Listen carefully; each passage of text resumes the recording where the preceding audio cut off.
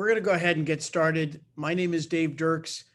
I'm with Hudson Valley Credit Union. You're attending a series that we've been conducting for the last basically 2 years on small business survival strategies. It's a series that we've been doing with a lot of great panelists and experts from a variety of fields. Today is no different. Our effort today is to really provide you with a set of tactics and strategies, or strategies and tactics, I should say, that you want to consider if you're either contemplating starting a business or are in the midst of operating your own business, and you want to know, what's my next move? How do I stay on the path to growth and become a success and not end up having to do something as drastic as go out of business? So we're at Hudson Valley very committed to our business community in the region. We have over 7,000 businesses that work with us here at Hudson Valley, and we're proud to host these series to help our fellow business owners in the great work that they do to keep our local economies chugging along. Very, very important.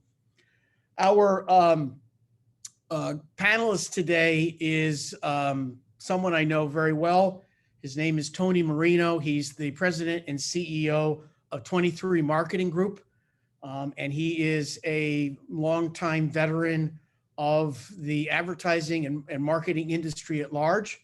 And he has served as a key marketing strategist for many large organizations and small organizations in the Northeast, including hospitals, medical management groups, accounting firms, banks, transportation companies, a various assortment of manufacturers, as well as tourism agencies.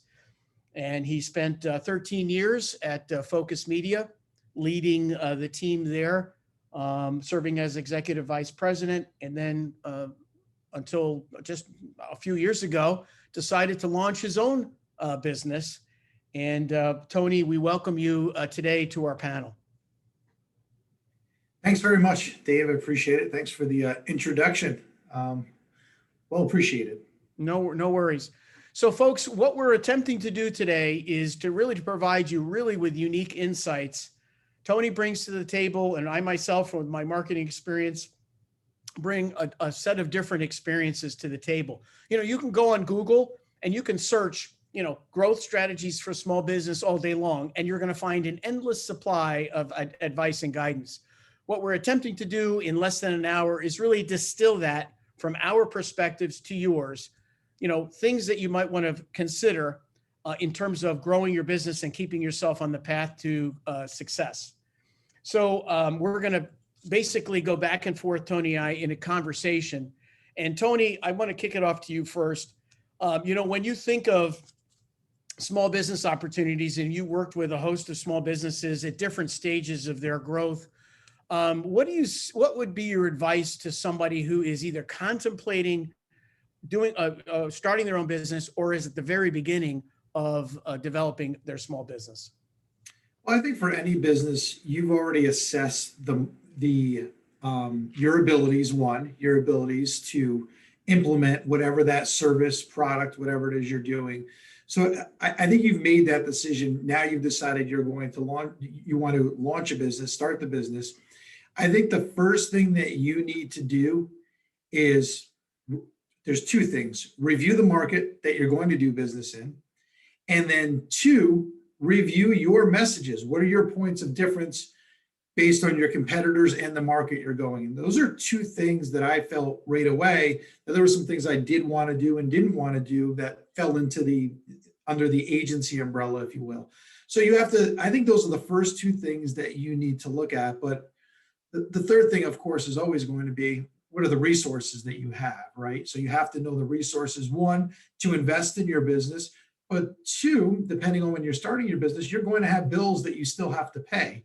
So make sure that that's taken care of. So I would say those are the three things that every business owner should look at, really right in the initial stages of it. You should be looking at that. And I know from a financial standpoint, if you're going to go and get loans or whatever it is, you're going to have to answer at minimum those three questions going into that.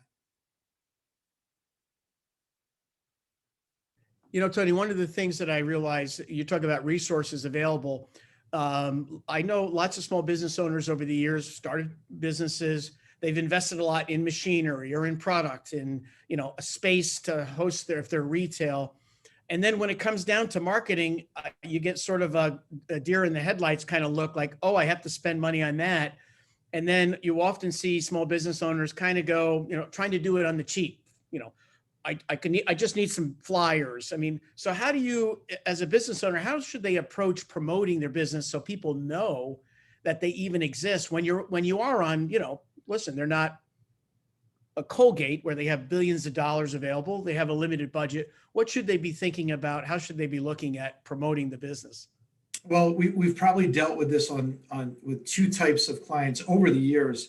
There's the one that has a lot of value in marketing, and it's the first thing that they think about, even in the early stages of developing their business.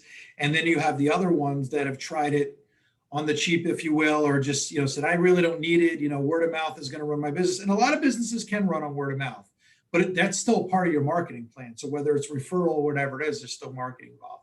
So I dealing with those both. So I approach them differently. If we're called in on the, hey, I need marketing now, it's kind of like the fireman. The fireman's coming in and, well, what's your commitment level going to be? Do you have an advertising budget? Here are some, you can Google search a percentage of what your profits are and what your revenue is and what you should be putting towards marketing. Well, if I got to pay you, how am I going to put advertising out there as well? Well, let's have a conversation and let's talk about that first. I think for a new business owner, there are some times that's a blind spot for them. They're really good at creating their product or delivering their service, implementing whatever it is. So for them, they need to, all right, it's a blind spot for them. Tell me, I don't know. There used to be somebody I worked with who said, I only know what I know, meaning tell me. So that's why I'm bringing you in here and a lot of times we're brought in just as a consultant. They're not sure on their marketing, or they have no idea. Tell us what we need to know. And I think if it is a blind spot for a small business owner and be like, I really don't know the marketing part, the best thing you can do is obviously hire a marketing person, whether it be in-house or out-house, get that background. You do know your business, but it is an investment. It's an investment to grow your business. How are people going to find out about you? Ask that question, make that question 4. We talked about the other 3 before. How are people going to find out about you? Now, there's marketing, but there's also network marketing as well, meaning your referral. When I started this business, I went back to somebody I met on my network when I was 16 years old. And it led to my largest piece of business to start the company. So that was huge for me. So it's an investment in marketing. There was an investment involved in that when you're reaching back out. Sometimes it's a time investment. Sometimes it's a resource investment, monetary. But I think when I meet somebody that's, especially a new company, I kind of lay it out that way. There are investments that you need to make. And I think after again, if they don't understand marketing, you explain it out to them and you explain the investment. I think they're receptive to that. Yeah. And I guess part of the point is marketing shouldn't be and promotion shouldn't be an afterthought. One of those things in the process, oh, I got to do that as well, which oftentimes it seems to be sort of that. And you get the call, right? The 911 call. Oh no, I'm not getting any business. No one's calling me. No one's ordering online. I need help. And then, you're there providing, your expertise, but it's better, to Tony's point, to get ahead of that. For my part, I'm going to add something here. I think a lot of business owners, and Tony, you probably recognize this as well. I always ask them the question when I talk to them, what stage of your business cycle are you in? And I think that's very telling to me. It's the first question I'll ask a lot of folks when they say, yeah, I have a business. So where are you at? And they're like, they give me that puzzled look. What are you asking? And what I'm really asking is, are you at, like, for example, I think Harvard Business Review has a great process. It's like kind of 5-step. The first part of the step is what they call the existence stage.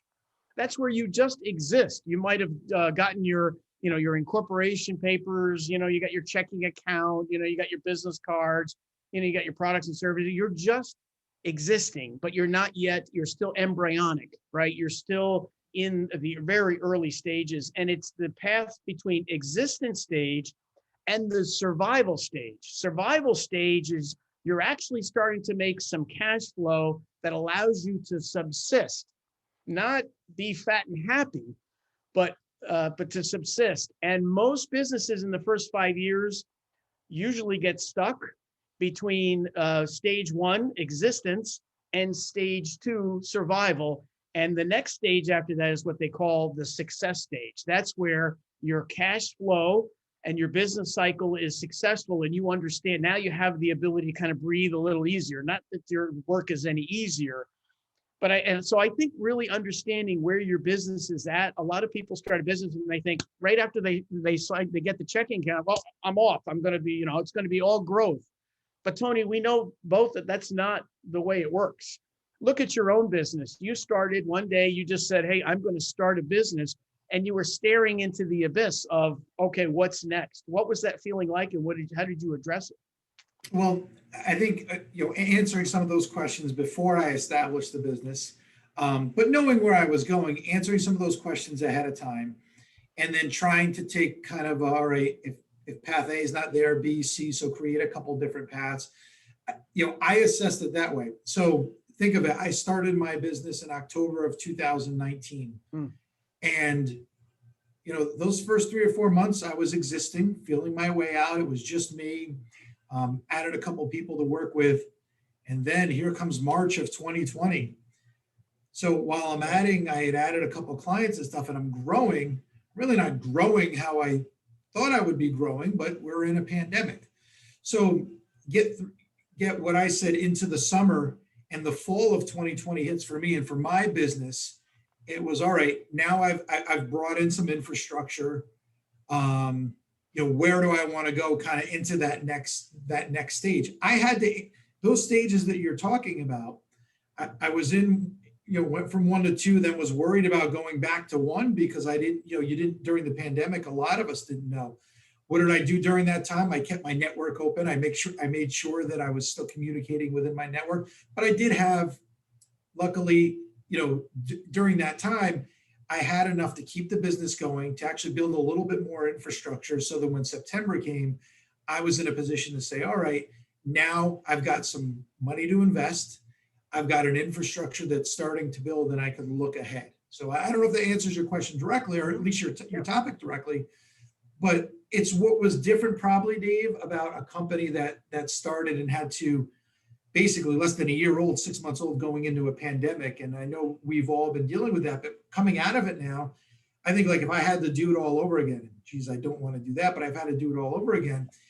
At least in my mind, I have that, well, what if something like that happened again? And I don't know that any business prior to the pandemic, the COVID-19 pandemic, had that in their head. Any business, whether it be small or large, had that in their head. At least something to think about. Yeah, challenging. I mean, it's challenging enough to start a business, and then you have a pandemic hit in the middle of it, which happened to you because you weren't that far into it. And I think there were a lot of business owners caught into that. Some of them have succeeded to survive and excel like you have in your role over at 23 Marketing Group, but not everybody did, because it just, took whatever little resources they might have evaporated in that period of time. So now you're kind of in a rebuilding stage for some folks. I want to kind of go to, and my point here, I want to add something on from a marketing perspective too. It's really that I see a lot of small business owners that I think one of the things that they miss the opportunity to do is to constantly be in a state of refresh. So let me define that for a minute, and then I'll bounce it over to Tony. A constant state of refresh is that you're constantly looking, no matter whether you're at the existence stage, at the survival stage, at the success stage, you're looking for ways to keep it fresh. Your product offering, your service offering, your delivery mechanisms. You're looking for different ways to do something Tony said at the very beginning of the webinar, how you differentiate your business from everybody else that's competing for the same customers, both online and offline. And that's really the feat. That's, I think, the dividing line, Tony, between businesses that meet and exceed, that magical 5-year mark. Could be 3 years, but it's, they say, oh, most businesses fail at 5 years. My point of view on that is because the business owners fell in love with so much of what they were doing originally that they couldn't move off of what they were doing and look for ways to keep, their business model fresh. And I want to kind of explore that with you, Tony. Do you want to provide your points on that? Yeah, so, really since I would say probably since the fall when we started growing our staff, we put a point of emphasis and we bring this in with every client. And that is, what are we going to do to make sure, one, that we're the experts? So whatever your industry is, make sure that you reinforce in whatever you do. So whatever your processes are, whether it's your weekly meeting, daily meeting, monthly meeting, what are you doing to reinforce that your team is going to be the experts in the industry?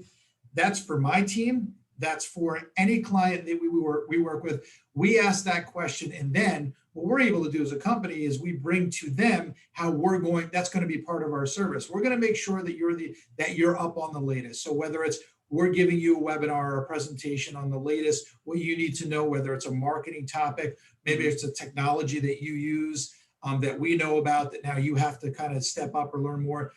I think that is when you want to keep your business going, you have to stay on the latest.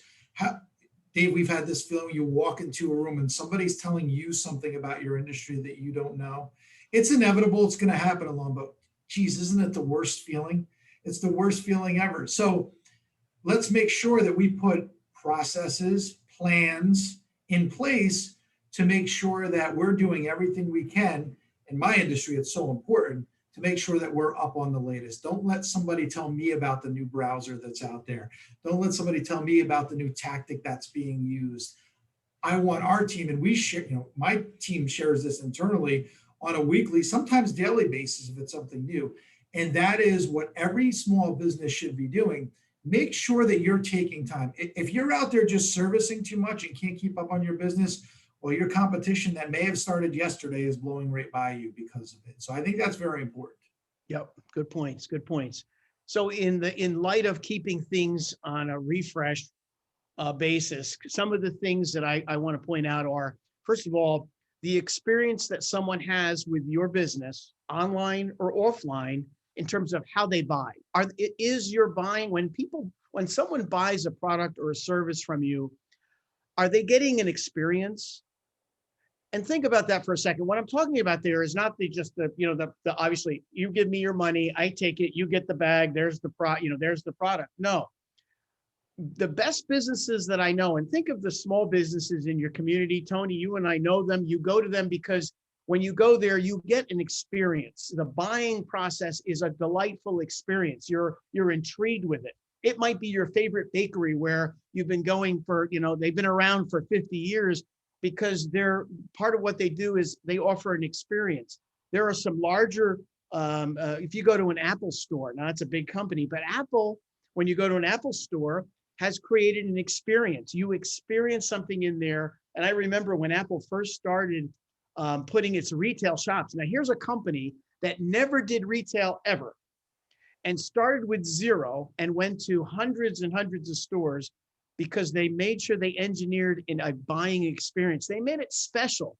And my feeling is you could buy a computer anywhere. You could go to Microsoft, you could go, back then there was all kinds of retail places, it was more than just Best Buy.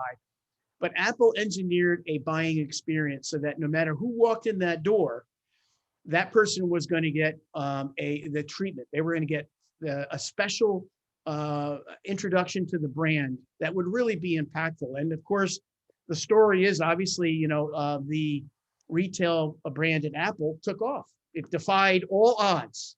And they said, Apple, you have no business being in retail. And next thing you know, Apple's teaching everybody else to do retail. Tony, how about your point on the creating buying experiences for customers? Right. And I think what's changed so much over the past probably 20 years, Dave, and I've only been in the industry that long, but what's really changed is the buying experience and all of the variables that come into it. So now, everybody does research, not just retail, B2B. There is so much research being done. Where do they go? The website. So if you think that you're going to start a business, I just need to have a website up there. Well, if you just need to have a website and it doesn't look good, that is affecting the buying experience, whether you're a law firm or whether you're a retail and you have an online store built. I think from that's just one way of looking at it. But what about your social media? Oh, yeah, I have a Facebook and I post once a month and on holidays and stuff. Well, somebody is potentially looking at your Facebook to say, is this a legit company? Is this a company that I want to buy from or buy a product or a service from? All of these are impacting the buying experience. So the buying experience when I buy from Amazon is pretty good. I'm a click away. I just one click and the package shows up sometimes the next day. It's sitting in front of my door, or I get a knock on the door, or the doorbell rings, or whatever. It's right there. That is a great buying experience. I go to my online store. It's customized because for some reason, it knows what I'm looking for a lot of the time. We click something and it's there the next day. Right? So that overall buying experience is fantastic. If I went to a store, whether it be an online store, was looking for a service, so if I go to a website because I need a lawyer and I can't even find out how to contact them, or I can't learn about any of the lawyers in the firm, that's affecting my buying experience. I'm moving on to the next place. So I think with marketing, getting people to understand that. And that's why when we work with somebody, we don't just jump in. Yeah, we'll pick it up and we'll fly your plane. We'll figure it out once we're in the air. We look at it on the ground first. We look at what it should look like when it's flying. And then we've got the plan to get in the air and the whole itinerary of what we're going to do while we're up there, where we're going to make our drops, and where we're going to do flybys and all of that. And I think that goes back to, you have to look at the whole picture, especially when it comes to marketing. There are so many things that impact, getting back to your point, that buying experience, and marketing is a major, we know that it's a major part of that. Great point on the website experience. It was a time that people would just, as you said, just throw something up and hope that way, and then forget about it, never even maintenance it. I'll be surprised. I'll tell you what, I can't tell you how many times, Tony, I go on a local business's site because, I'm interested. I'm going to check them out like everybody else does. I don't know them. And then, they have a section on the website that says, contact me, contact us. So I do. I give them my email and I tell them, hey, I put my information. I have a question. And you're waiting like this. and I'm going to tell you, unfortunately, I never get a response back. 9 times out of 10, I never hear back. Or if I do, it's a week to 2 weeks later before I do. And then I'm really perplexed. I'm like, wait a minute, you have a website. Maybe it's nice, maybe it's not, whatever. You reach out to me and create a path to contact you as a new customer potentially. And then I hit a dead end. And how does everybody think I feel about that? Not too great. Right. Again, that it impacts the buying experience. So what is Dave Dirks doing in that situation? He's moving on to the next one. And so they have to, and you need somebody to look at that. Those are blind spots when somebody's, even if they have an idea about marketing, they may not be thinking that. All right, so who's handling the web forms? I think somebody in purchasing, or if you have purchasing. Yeah, those are answers. And that's where, and listen, I get it with resources to bring somebody in to take a look, especially if you're an established company, to bring somebody in and take a look at those things for you. But a lot of times, even long-standing companies, you've gotten so far ahead, you haven't had a chance to go back and look at the roots of things, look at why do you have that there? Well, we're really not sure. So a lot of what we've been doing, it's been helping grow our business, is going back and taking a look at that, taking a look at why you're doing what you're doing and where you can make improvements based on the latest marketing trends, what you should be doing, what we know as the experts, we're bringing that to the table.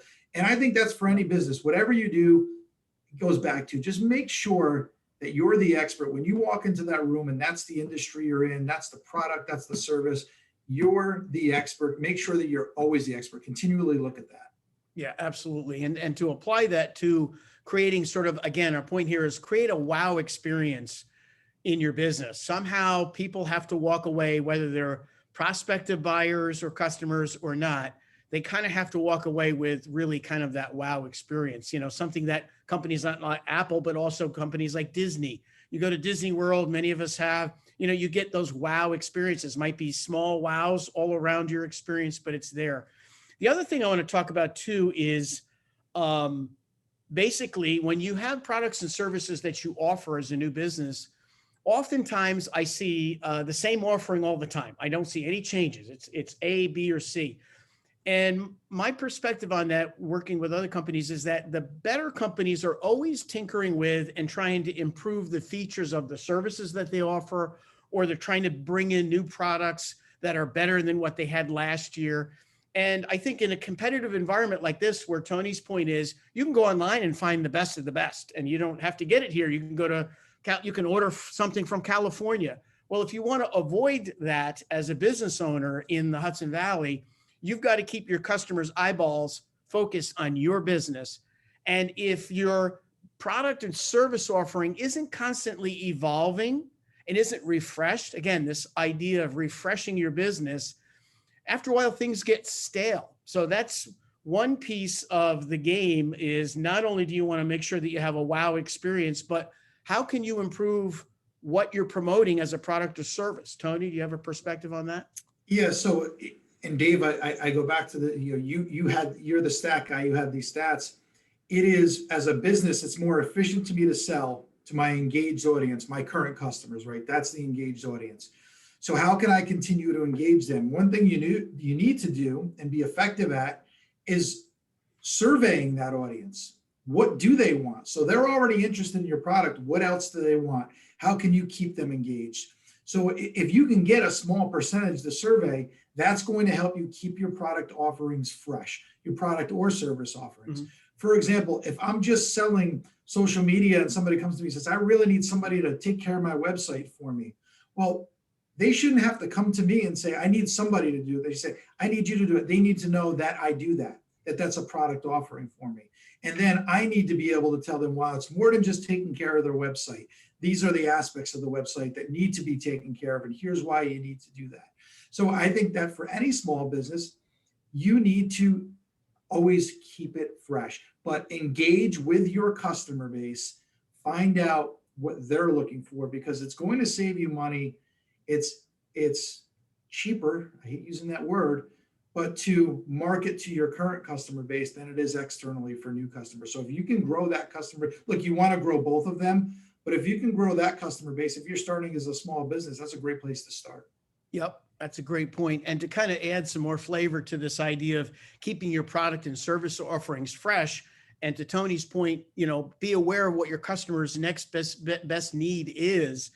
I know some folks in the lawn business. Now, there's a commodity business, right? You can't drive down the street and find, 10 trucks in the morning, somebody out there that's doing lawn services, lawn maintenance. And so, how do you differentiate? Well, I had a friend of mine who in this business recognized years ago that people wanted less chemicals on their property. There was this trend starting maybe 10 years ago about, hey, I don't want all these chemicals, I don't want. And so what he did was he started to offer a service where he found alternatives to, fertilizers that were not chemically bound, ways to deal with pests in different ways that were more organic. And he kind of stumbled on it. And next thing you know, the majority of his business now in the region is focused on people who want to manage their lawns, want them manicured, but they don't want to use chemicals. They'd like chemical free. Same thing in another common business, you see house cleaning. I mean, house cleaning services are out there. People want their houses professionally cleaned. But a few years ago, actually more than a decade ago, there was another push towards organic materials. Now you can go to the supermarket and find all kinds of organically based cleaners. But this small business owner I knew had clients start to ask, can you do like the cleaning without using Clorox or these other chemical base? And the next thing you know, another really additional forms of service were provided. And they were actually priced at a point that they were a higher price point because, that organic special actually costs a little bit more to do. So there's a little bit more profit margin in there. So all good. Tony, we talked about your point on keeping the customers you have is always less expensive than trying to find new ones. It's always more expensive to try to market to new ones. But, what are some of the ways that you think in general, because every business is different, whether it's a service business or a product business. What are some common ways that you think business owners need to leverage for finding new customers? Well, I mean, there's no silver bullet. I think that my company would be a little bit bigger like that, but I think there are some principles that you need to lean on. I think one is the network. I talked about this before, your network. So however you get to customers, referrals, In some cases, whether it be retail or really B2B, testimonials mean so much. So I think leveraging that network, referrals, testimonials, that's one way to get new business. I think another way is to find a way to target the eyeballs that want your product or service. So in today's day and age, while it was a lot easier than it was with some of these new regulations coming out, but digital was a way that you could target areas, whether it be on location, based on how they were profiled, as far as how you could serve them. There's some changes being made, but there's still ways through that. So I think if digitally you can find your audience, and it may be a small audience, if you can find a way, and there are ways digitally to get to that audience that is interested in your product or service based on whether it be their search history or where they visit frequently, items like that. I think digitally, if you can get them, to me, that's not the silver bullet, but that is the way that you can be most efficient with your dollars. I think another one that people probably don't look at as much is when I talk about leveraging that network, there are associations out there associated, membership organizations associated with your product or service.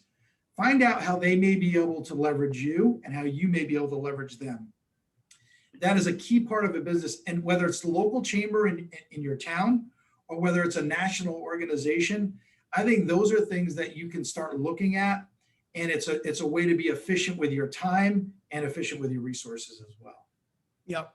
Great answer. And I think the follow on for that is, one tactic that I think is cost effective for a small business owner, either just starting out in the kind of like in that early stages of their business, or even ones that are more mature but haven't taken advantage of it, is digital marketing in the context of search marketing.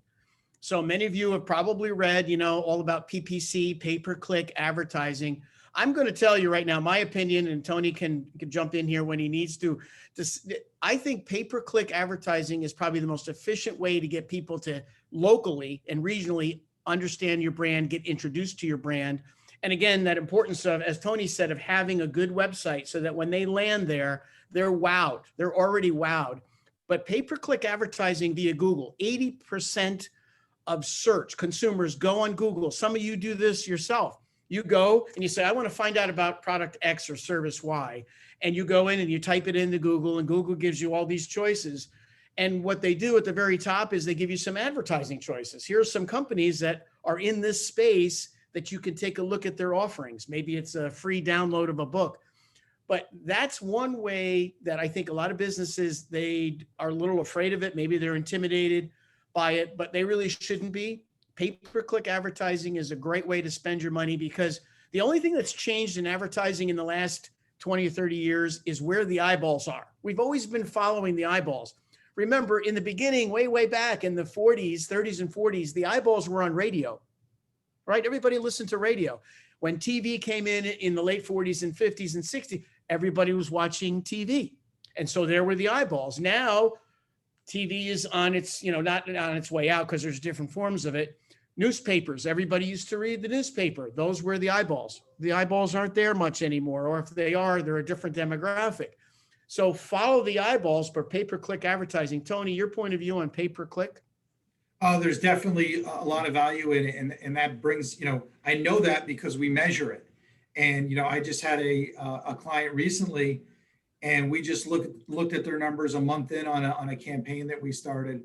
And because we're tracking it, we can see, wow, look at we invested more in Google pay-per-click, and we can see on the other end that we're getting a lot more out of it because of it.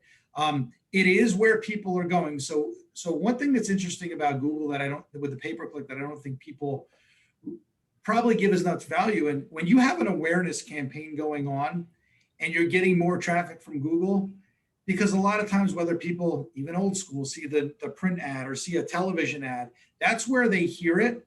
They hear the name, they're going to Google, they're typing the name in, and then you're getting more. So whether it's pay-per-click traffic or organic traffic, whatever it is, it's Google. That's where they're going. That is where they're coming. And that's the front door, actually. So make sure that you're there. At least they can see the front door from Google, and then they come into your website where they get to see it all and everything that's inside of it. But I agree, and Google plays a large part in a lot of what the majority of our clients are doing. There are times that we use it, times we shut it off. The one thing I would say though, it has to be managed. It has to be monitored. Is your company, doing best practices? Are you utilizing extensions? Are you making sure that you're analyzing those keywords? Are the wrong keywords bringing people to your website because you're paying for them? Those sort of things. One thing, Dave, we didn't spend a lot of time on, but early on, when we do that kind of review and analysis, how are you going to measure it? We put mile markers within the plans that we write. Here's how we're going to measure it: increased traffic to the site, increased forms, bottom line. If we're selling TVs or we're going to sell more TV, let's give a goal for how we're going to sell TVs, applications, mortgage applications, if that's the case. Those are the things that you have to put in place early on. How are you going to measure? If I give you a plan and you just take it and you're going to implement it yourself, you say, this plan didn't do anything for me. Well, how do you know? Well, I just looked at my bottom line. Well, let's find out where it didn't do anything for you, because look, your traffic, your forms, your audience increased and you weren't able to sell to them. So make sure that you put those measurements in place in the early on, so you have something to look back to as a benchmark. Yep. Good point. Good point. So there's a lot to do in that space. And we often don't see businesses really taking advantage of the search opportunity in general. And that, by the way, that also applies to Facebook advertising, where you can do the same thing. You can have your own series of ads reaching those people that are would be interested in what you're offering. So there's a lot of customization goes on there. Let me a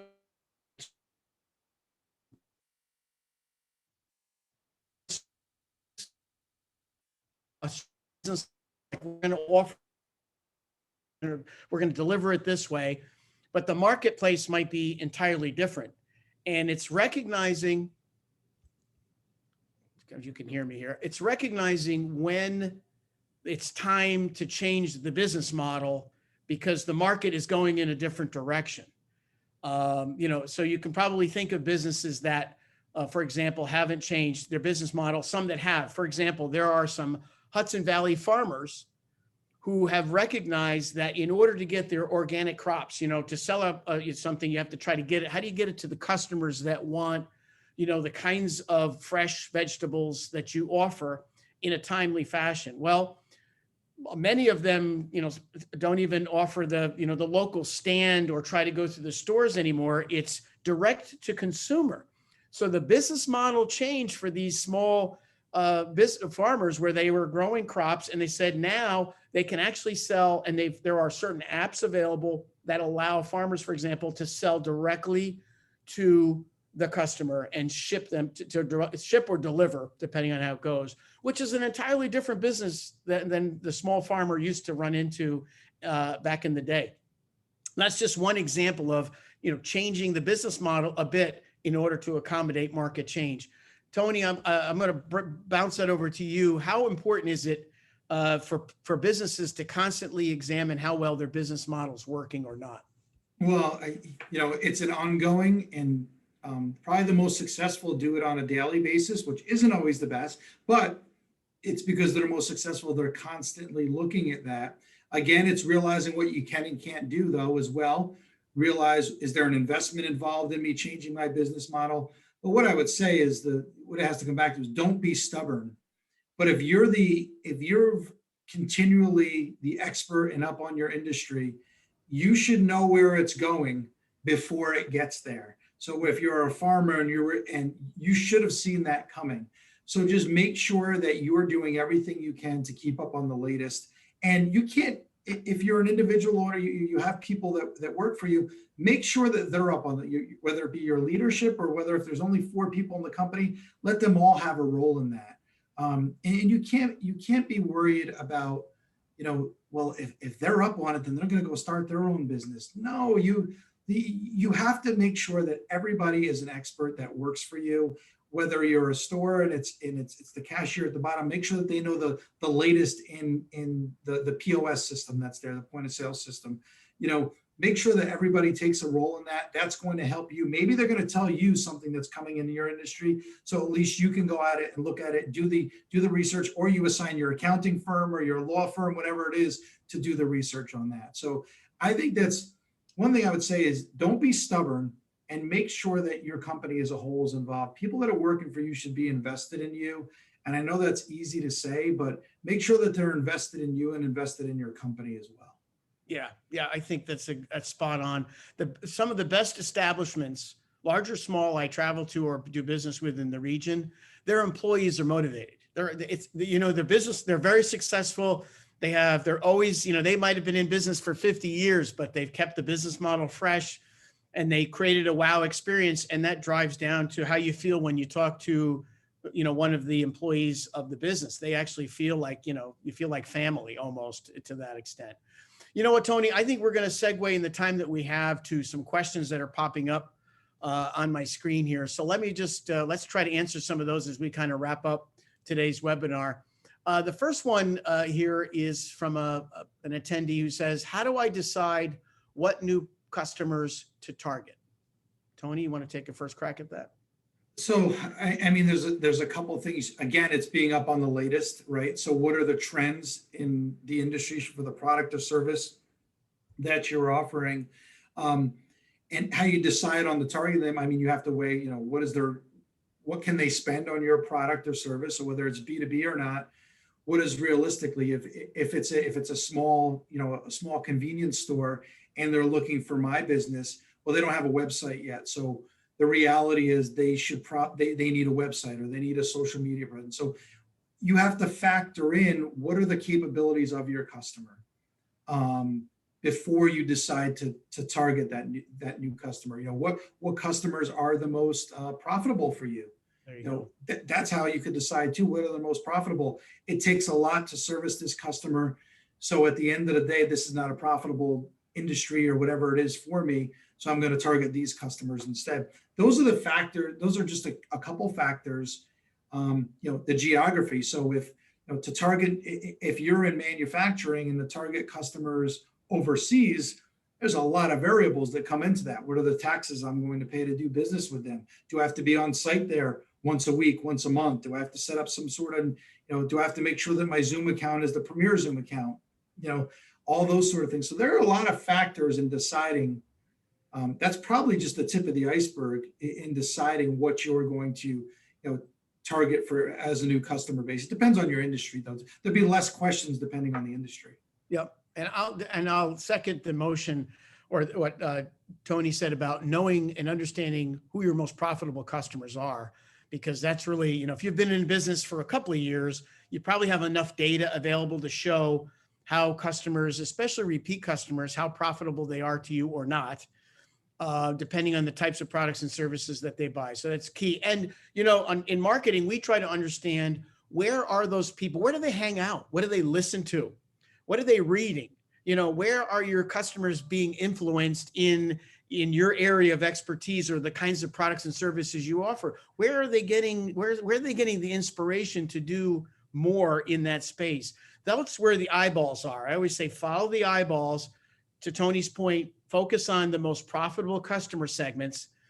Those are the ones that are going to spend more over the long run and are really going to bring you over the success, the line there. That's most important. Let's take another question here. Here's another one, Tony. It says, if I want to expand locations, what is the best way to enter a new marketplace? And I know you've done business with folks that are at multiple locations. So what do you have to say to that? So I've worked with some companies that have actually, they've gone into feasibility. What is the feasibility of operating in that market, down to the rent, the taxes, everything that comes into that location. But back to the previous question was, what are the customers, right? What are the customers that you're looking to sell to? I think it seems so simple, right? Weigh the benefits of being in that location, and in weighing the benefits, expand the customer base. Is that a benefit? Do you know that that's a benefit? Have you looked at that, at the customers? Is that even feasible in that area? Again, depending on the size of the business, go out and get a feasibility study. Those are available. There are analysis. Or maybe it's, if I want to open another store location, look for a like market. So for example, if you're operating a pizzeria in the village of Goshen, right? And it's doing well, where can I find another village of Goshen? Because I think it's the same demographic, household income may be very similar, maybe looking for this. all right, I want to open up a pizza place in Warwick because I see similarities to it. Those are, and those may be anecdotal. That's why I think you'll pay for the research, or however, if you have somebody on staff to do that research and can really weigh that out for you. That's how you make the decision whether up to open a location. You know, in financial, I know whether or not a branch is going to open in that area. Those studies go pretty deep, Dave. I'm sure you can attest to as to what the feasibility is of having a location, what the benefit is of to having a location in that area, opening up a storefront. Yeah. Yeah. Excellent points, Tony. And my only add to that is to emphasize location, location, location. I see a lot of businesses, you'll see these locations as you drive by. It looks like a busy, lots of street traffic, but there's no place to park. So I see locations where I see multiple businesses going in and out of there all the time. They struggle for a few months, they go completely out. Why? Because the location on paper might have looked good because it had lots of traffic, but there was no way for anybody to really get in and out of the business easily. And it didn't turn out to be a great location at all. So you've got to really look at the basics here. To Tony's point, I got to emphasize it's really true. Try to find markets. If you have a very successful market, look for other markets geographically and demographically that are very similar, and go from there. But it's a great thing. Last question, Tony, as we wrap up, is from an attendee who said, "How can I increase prices on my products without losing profitable business?" And that's an accounting question, right? I think you have to look at your good customers. You know who your good customers are. And you need to say, how can I cater to the good customer? And, how can I cross sell them on something? So maybe I can't raise the price on this, but I can make it up over here. I mean, when you're talking about a product or even a service, deciding to raise the price, I know it's tough, especially in retail these days, because the prices are going through the roof on things, and you cannot come out and make an announcement that you're doubling your price on something that costs, $100 that you have to go to $200.